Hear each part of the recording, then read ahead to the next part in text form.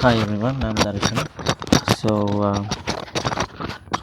In this video, I thought of discussing about or like pointing out how uh, knowledge can be relative based on an idea that is there in modern science or in the philosophy of science, which is the idea of paradigms, right?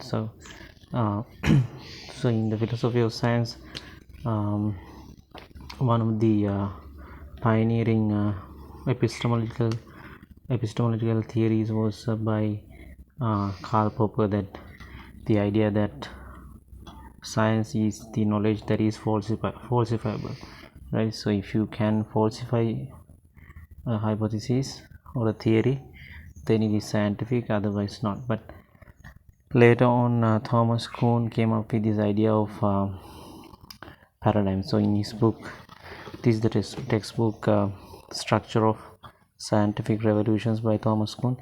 So there he came up with this idea of paradigms, and what he says is that there's no linear progression of science like that.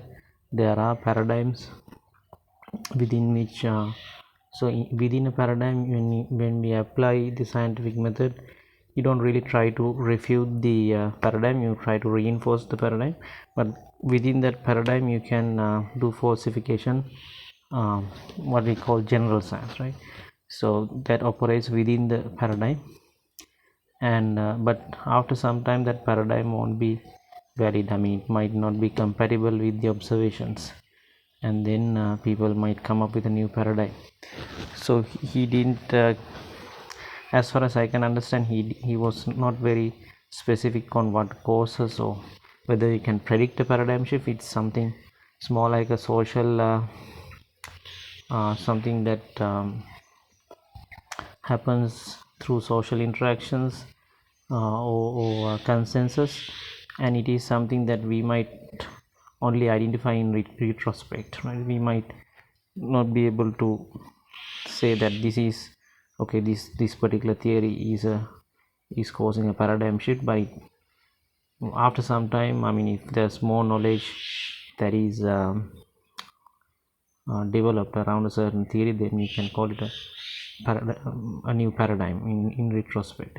So so for example, if you look at the Newtonian Newton's laws and Newtonian paradigm and Einstein's uh, theories of relativity and the paradigms, so the paradigm that is built around that, so those two can be thought of two different paradigms, because they address some of the, or they approach some of the basic, the most fundamental operators in physics, such as time and space, in different ways, right? So in Einstein's paradigm you have space time, and in Newton's paradigm you have space and time as two different dimensions. So like that, I mean, there are many different paradigms like that, especially in physics, like the in thermodynamics you can call it a different paradigm, or electromagnetics, right? So in this video I want to focus on another video that Michio Kaku did excerpt from one of his interviews, which I will mention in the description box, where he talks about the quantum theory or the quantum paradigm, let's say, and Einstein's paradigm, right? So what he says is, in layman's terms, he explains that the quantum theory or the quantum paradigm it works. I mean, it explains how these quantum particles work, small particles work, whereas Einstein's theories explain how large objects like galaxies or stars move, or yeah, they are the mechanics of that, right? So those two are like two different paradigms, but they seem to be coexisting, right?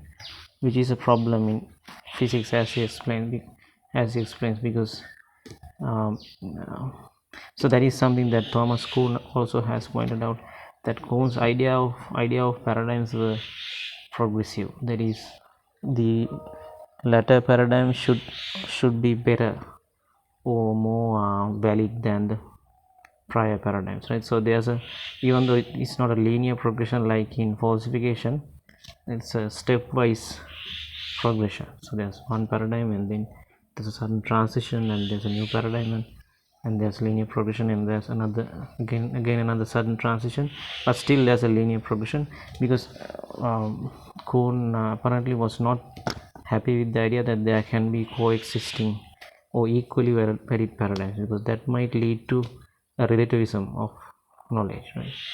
But if you look at what Michio Kaku explains in his interview, and I think it's a general consensus in physics that so far at least the quantum theory, or we'll use the term paradigm to highlight that there's a body of knowledge that uses the same ideas in quantum theory.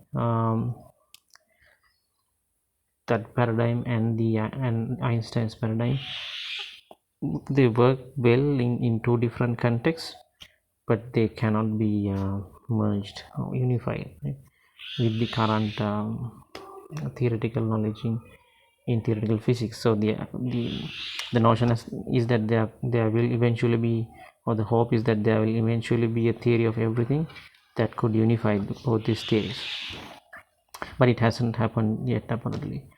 Even though it happens, even if you assume that it will happen eventually in the future, I mean, if you look at maybe last 50 years or even longer, we'll have to say that these two paradigms have coexisted, right, in two different contexts, which kind of leads to, I think, relativism of knowledge, or relativism of knowledge within physics or within science, which is kind of not what Kuhn suggested.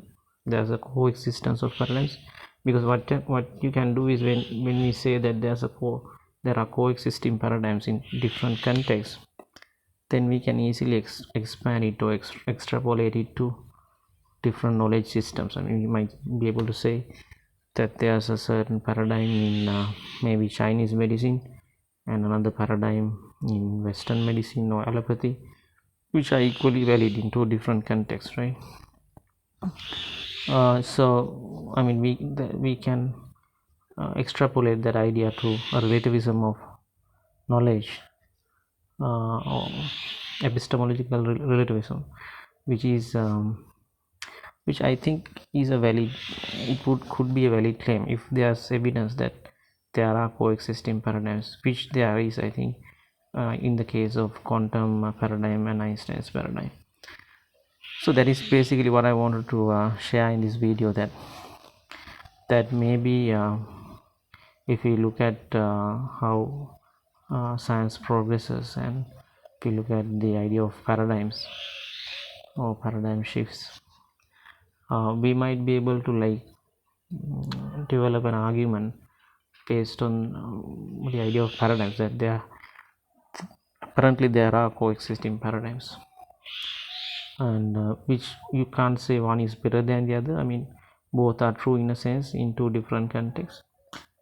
So you could argue with that would lead to relativism of knowledge, right? And that could eventually, I mean, you can extrapolate or expand that argument to coexisting knowledge systems, right, or knowledge diversity, which, where one knowledge system may not be better or worse than the other. Both could be equally valid in two different contexts, right? So that's basically what I wanted to highlight in this video, and do share your comments in the comment section, and let's meet again with a similar video soon, and thanks for joining in. Thank you.